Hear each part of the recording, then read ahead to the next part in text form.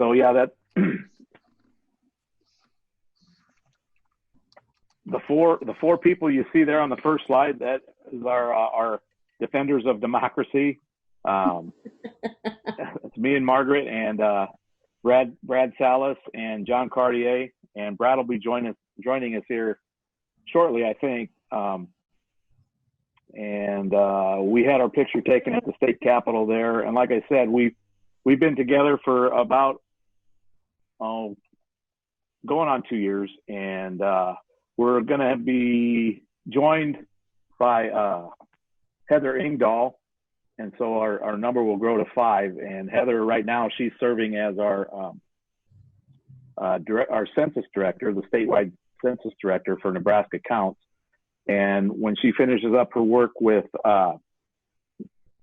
Nebraska Counts and the census, she will just roll into the GOTV, and she'll be helping us out with team voting rights. So we're looking forward to Heather joining us. And the first slide concerning Outreach Circle. And I'll let Margaret take it away. Have you used our Outreach Circle at all, Matt? No. Okay. So there's 2 ways to do it. You can use it through your phone. There's an app, you can download it on your phone, or you can access it from any PC or Mac. There are certain features like the texting feature, which of course only work if you are using it on the phone. But so, you can just look at, search for Outreach Circle if you're using your phone, or the link is included, and we'll share this presentation with you, so you have all these links later if you need to look at them. Go ahead and go on to the next slide there. Okay. Mike. All right. So if you're using your phone, you will just once you've downloaded the application, then you're just going to type in Civic Nebraska. You could even type in Lincoln, Nebraska, and it would probably bring us up. And so it'll bring up Civic Nebraska. You just hit the green button that says support, and it will load you into the next page. If you want to move on to the next slide there, Mike. So then you're just going to create an account. And you can either do that, using your email, or if you want to use Facebook. Oh my goodness, I use Facebook to log into everything because I'm lazy. I mean, you can also do it with Google, but yeah. So you just have to get your account going, and then go on to the next page there, Mike. This is what, if you're using the phone app, this is what it would look like coming up on your screen.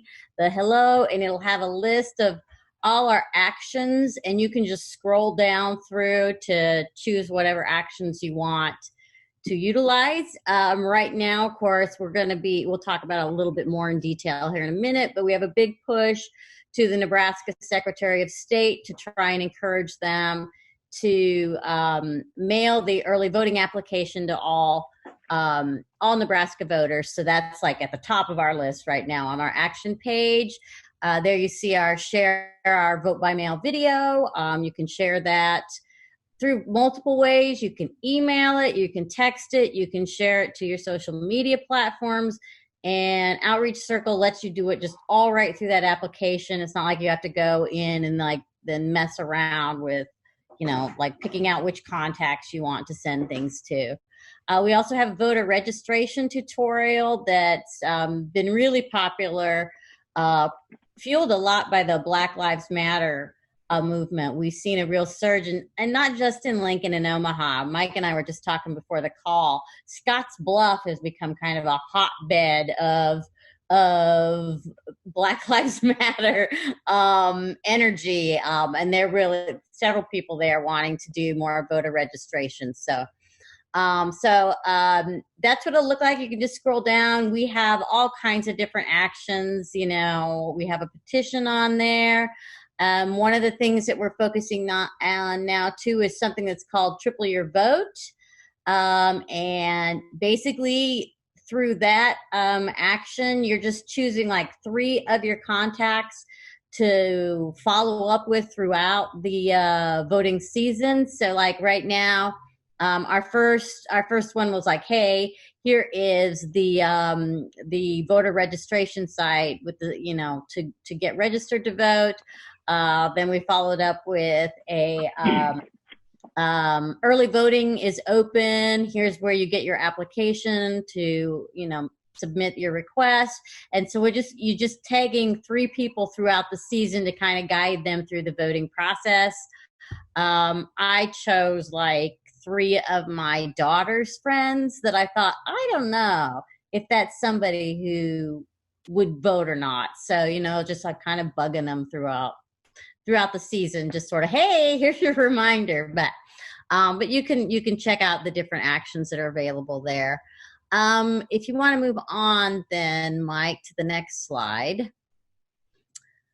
We do also have a video tutorial that comes from Outreach Circle on how to use it that you can watch. Basically, they're walking you through these steps in a little bit more detail. Mike and I weren't able to figure out how to share sound, so we're not going to play that for you tonight. We fess up. Fess up. Another technological hurdle. Yeah, so it is on there if you want to watch it later for a little bit more detailed instructions on getting on Outreach Circle. So one of the other things that we're doing to try and get more of our advocates to convert over into the Outreach Circle is we do have swag now that is available only to people who are using the Outreach Circle. And so that's one of the things too that we like about Outreach Circle, because we get to see who is doing what. So, you know, I can go in a list and I'll have everybody's name, and it'll show how many actions they've completed. So, you know, it's kind of like we can keep track. We're watching you. So we know what you're doing. So if you complete 5, for every 5 actions that you complete, you can get we have a number of get out the vote buttons that you can, that we'll mail to you. 10 actions, we will be having a Civic Nebraska face mask that's available that you can get. And for 15 actions, you can get a Civic Nebraska t-shirt. So, and go ahead and let's show off our swag. There we go. Yeah. So basically, you've probably seen me in the blue t-shirt. That's the Civic Nebraska t-shirt. The masks will be black with the little B logo on the vote mask, and then we have a selection of buttons, and you can just let me know, you know, say, hey, I want the black cat vote button, whatever you want to call it, and we'll get that mailed out to you as you complete different actions. So just a little incentive to try and get people excited about signing on to Outreach Circle, especially some of our advocates are sometimes a little bit older, say Mike and I's age. So technology can be a bit daunting for them. So yeah. Well, I'm going to give a shout out to Margaret and those buttons that she makes. Margaret, you could probably make some money if you marketed those right. I love those buttons that you make. Well, okay, the kitty ones are actually my own design, and you know where those came from? Those came from all of the fairs that I had to table at last year, where really? I just had to sit there, and it was too distracting to do any real mind work. So, you know, I photoshopped my pets and then turned them into voting swag. Because, really? Yeah. Because it was enough to keep me entertained, but I didn't really have to think about it. But so yeah, all the kitty buttons are fair. Those came from the sitting around the table at fairs. So those are some of the things that are in our swag store. Let's check out what's our next slide there, Mike. This is the big push right now. We sent out 2 weeks ago. We did a letter with a bunch of our partners. Let's see, like the League of Women Voters, the YWCA.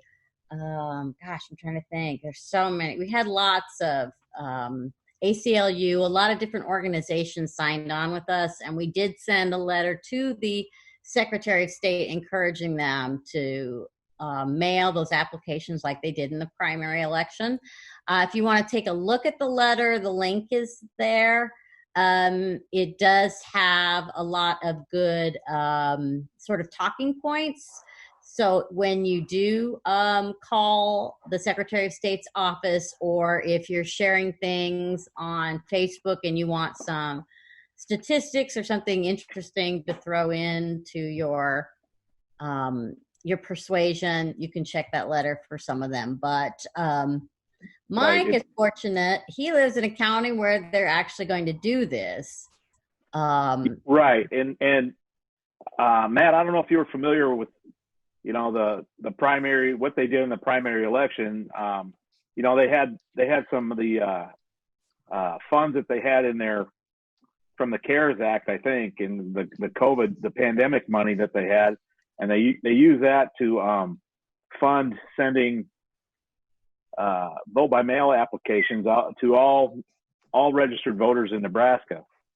And so we smashed a 40-plus-year-old record for participation, and we had very few problems at the polling places, and yet less than 24 hours after the election was over with, the Secretary of State Evnen said, no, we're not going to send out applications to everybody like we did for whatever reason. And so I think then after he got a little pushback from the people that live in Douglas and Sarpy counties, they decided to do that. They're going to send vote by mail application requests to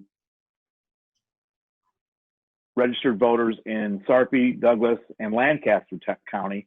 But we feel like with all the factors, this pandemic is not going anywhere. It's just so much safer, and it makes so much more sense that for all registered voters in Nebraska to be able to, have a chance to vote from home if they choose to. The polling places are still going to be open, but it just takes so much more pressure, and I think that's one of the reasons why it went so smooth. 84% of the ballots cast in the primary election were done so by mail, and so that's one of the reasons. I mean, I think it would be good to have, there are 5 states currently that are all vote by mail, and they have their elections for probably a lot less cost than what we spend here in Nebraska to conduct an election, and they don't have issues, despite what some people say and despite what some people believe. Issues with voter fraud are very, very few, and so we just think that this is right now anyway, the safest and the most effective and efficient way to conduct an election. So we're going to try really hard in the coming weeks to put pressure on our elected officials, the election commissioners, and the Secretary of State especially, to go all vote by mail for the general election as well. I did speak to Tracy about mailing applications before we launched this initiative, and she said that that it's just not in the budget for Hall County, that in order to do that she would have to get approval of the funds through the County Board of Supervisors, and that that isn't likely that they would approve that. So and I think that's probably what a lot of our smaller counties are facing, is they just it's just not going to happen without assistance from the state. So right, and so I guess that's why we're writing our letters and making our calls to the Secretary of State, because I think he could make it happen if he wanted to. And if you if you wanted to craft your own letter to the Secretary of State, like Margaret said, we have like a sample or whatever that has some talking points, some good talking points in there, that if you wanted to incorporate those into your own style of letter, you'd be welcome to do that as well. So should I go on to the next slide there, Margaret? Yeah, let's go ahead to the next one. Okay. So these are the big things we're hitting. If you want to write a letter to the Independent, just saying, let's do this, it's a good idea. There's the number for the Secretary of State. Just a brief call, tell them what county you're calling from, and you support, getting those mailed out to everybody.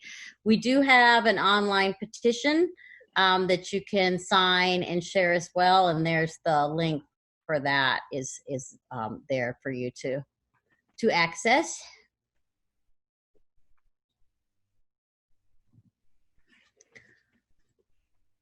So we're all about finding safe ways to register voters.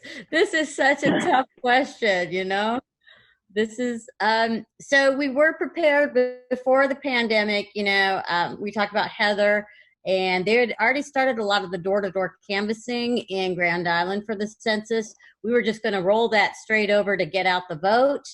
And of course, all those canvassers now have been just making phone calls. That's primarily what we've been able to have them do. That's what we're going to be doing for getting out the vote. I know in Lincoln and Omaha, they've been doing more in person. Like you guys did a lot of events for Black Lives Matters. They were doing a lot of voter registration for that. Yeah. And of course, the schools are reconvening, which is a prime opportunity to get students to get registered, as long as we have advocates who are comfortable with doing that. I know in Hastings, people are really reluctant to do sort of public sort of registration events, and that is fine. I totally understand that. So that's something we could talk about in possibly Hall County with the community college coming back as well. But again, we could have tried. We had been, just before the pandemic, we had been really hitting those QR code posters. We could do more of those to try and get the word out. We've also talked about getting stickers that we could put that would have a QR code, and then perhaps also then just the website for civicnebraska.vote, which people can register to vote. They can request their ballot. They can check their voter registration, all from that website. We thought if we could get a bunch of those stickers, maybe we could have advocates talk to restaurant owners and see if that would be something they would be willing to put on takeout bags and containers. Might be a way that we could reach people that we just normally can't reach. And, if in the middle of the night you have some bizarre dream and you suddenly wake up with this great idea for, hey, this is how we could safely register voters, quickly write it down and share it with us. Because we've been or just call Margaret. She's probably going to be awake anyway. I probably am. That's terrible. I am. Yeah. So I probably would be up. So yeah, just go, hey, I had this great idea.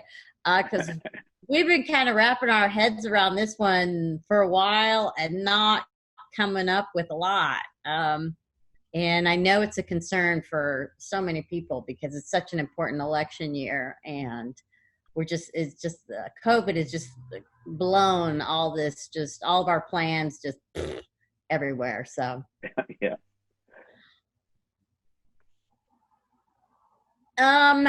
If you haven't visited Civic U, go ahead and do that as well. Now, Civic U has stuff for people of every age. In fact, that you're homeschooling, you might be interested in some of the resources they have on there for grade school. They have high school content. And then we do also have some content on there for our voting rights advocates. One of the things that I've been doing as kind of a motivational sort of series to try and get people interested in and commit to voting is what we call the Long March Forward, and it focuses on historical events in voting rights history. So we've got several videos on there already, like the history of Latinx voting. We have Brad and I just did one that was the Voting Rights Act, and where we also talked about John Lewis. We have the 26th Amendment when 18-year-olds suddenly got the right to vote. Just a history of various events that you can take a look at on there too. Margaret, what was that one you did with your mom? You interviewed your mom? Oh, that was what was that one? That was Native American voting rights. Okay, yeah. Yeah. So my grandmother was born on the Cherokee Nation, so I interviewed my mom in that one. So, but there's lots of content for kids too. So, yeah, you guys might be interested in checking out that website.